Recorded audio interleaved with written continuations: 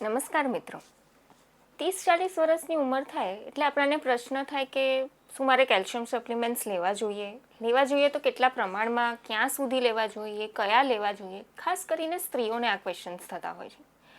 તો આજે આપણે વાત કરીશું કે દવા વગર કુદરતી રીતે કેવી રીતના આપણા શરીરમાં કેલ્શિયમને બેલેન્સ રાખી શકીએ છીએ અથવા વધારી શકીએ છીએ.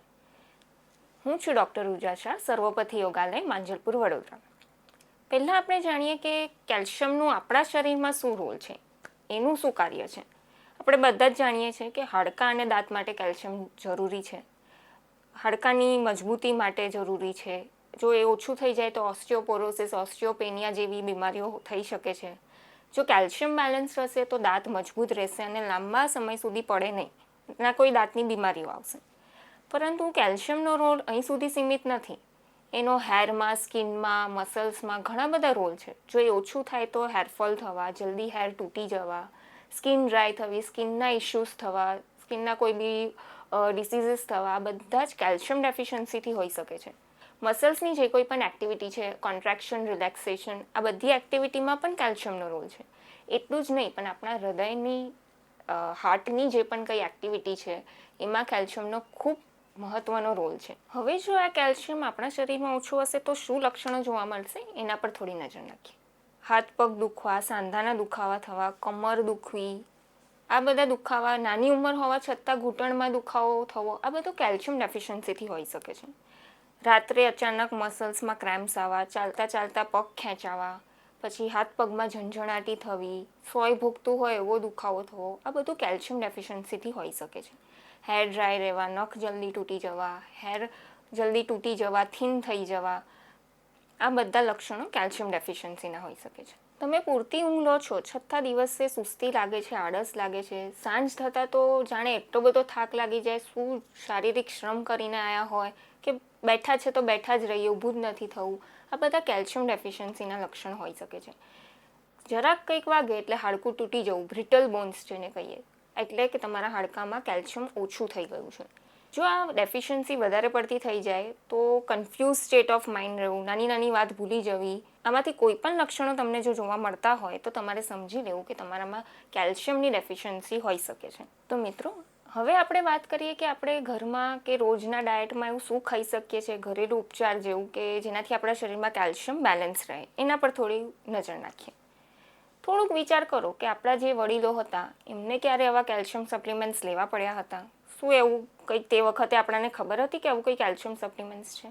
ના, કેમ કે એમના ખોરાકમાં એવું કંઈક તો સચવાયેલું હતું કે જેનાથી એમને ક્યારે કેલ્શિયમનું આવા સપ્લિમેન્ટ્સ છે કે કંઈ એવું લેવું જ નહોતું પડતું. આપણે બધા માનીએ છીએ કે કેલ્શિયમ ખાલી દૂધમાં જ હોય છે, પરંતુ એવું બિલકુલ પણ નથી. 100 ગ્રામ દૂધમાં 125 mg એટલે કે 125 mg જેટલું જ કેલ્શિયમ છે. પરંતુ જો તમે 100 ગ્રામ કાળા તલ કે એ તલ લેશો તેમાં 975 mg કેલ્શિયમ છે, એટલે 850 ગણું કેલ્શિયમ દૂધ કરતાં તલમાં વધારે છે. તો તમે રોજ સવાર સાંજ એક નાની ચમચી છે, થોડા શેકેલા તલ લો તો તમારા શરીરમાં કેલ્શિયમનો ભંડાર રહેશે. બીજું છે રાગી. રાગીના તમે રોટલી બનાવી શકો છો, પુડલા બનાવી શકો છો, શીરો બનાવી શકો છો. રાગીની કોઈ પણ આઈટમ તમારા ડાયટમાં ઇન્ક્લુડ કરો, વીકમાં 1-2 દિવસ રાગીની વસ્તુઓ બનાવો તો પણ કેલ્શિયમ બેલેન્સ રહેશે.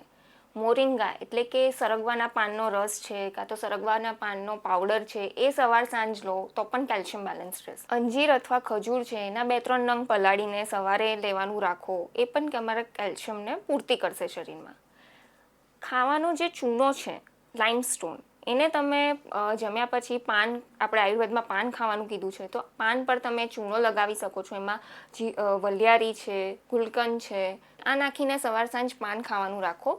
એ તમને સર્વશ્રેષ્ઠ ઉપાય છે કેલ્શિયમ તમારા બેલેન્સ કરવા માટે શરીરમાં. જો તમે આ બધું કરી રહ્યા છો છતાં તમને કેલ્શિયમ ડેફિશિયન્સીના લક્ષણો દેખાય છે તો સિમ્પલ લેબોરેટરીમાં જઈને સીરમ કેલ્શિયમનો ટેસ્ટ કરાવો, તમારા ડૉક્ટરને કન્સલ્ટ કરો અને એ રીતના તમે સપ્લિમેન્ટ્સ લઈ શકો છો. પરંતુ ધ્યાન રાખવું કે વધારે પડતું કેલ્શિયમનો ઇન્ટેક પણ ના રાખવો, કારણ કે કેલ્શિયમ જો શરીરમાં ભેગું થાય, એનું એબ્ઝોર્પ્શન ના થાય બરાબર, તો કિડનીમાં સ્ટોન છે અથવા કેલ્શિયમ બ્લોકેજ જેને કહીએ છીએ, આવી બધી સમસ્યા ઊભી થઈ શકે છે. એટલે તમે તમારા ડૉક્ટરને કન્સલ્ટ કરો, પછી જ કેલ્શિયમના સપ્લિમેન્ટ્સ લેજો. જો આપણા શરીરમાં પૂરતા પ્રમાણમાં કેલ્શિયમ નહીં હોય તો લોહીને એના કામ કરવા માટે હાડકામાંથી કેલ્શિયમ તો લઈ જ લેશે, એટલે ઓસ્ટિયોપોરોસિસ, ઓસ્ટિયોપેનિયા જેવી બીમારીઓ આવશે જ. એટલે તમારા શરીરમાં કેલ્શિયમનો ખૂબ મોટો રોલ છે, એ સમજો અને તમારા શરીરમાં કેલ્શિયમને બેલેન્સ રાખો. આ જ કેલ્શિયમના એબ્ઝોર્પ્શન માટે વિટામિન D3નો ખૂબ જરૂરી છે. એટલે રોજ સવાર સાંજ 15-20 મિનિટ તડકામાં જો બેસી લેશો તો તમે જે પણ કંઈ કેલ્શિયમ લો છો એનું સારી રીતે એબ્ઝોર્પ્શન થશે. મિત્રો, યાદ રાખો, કુદરતી ખોરાક એ જ સાચી દવા છે. આશા કરું છું કે આજે જે કંઈ પણ વિડીયોમાં કુદરતી ઉપચારો તમને કીધા કેલ્શિયમ માટે, એ તમને ભવિષ્યમાં કેલ્શિયમ સપ્લિમેન્ટ્સથી બચાવશે. અસ્તુ, ધન્યવાદ.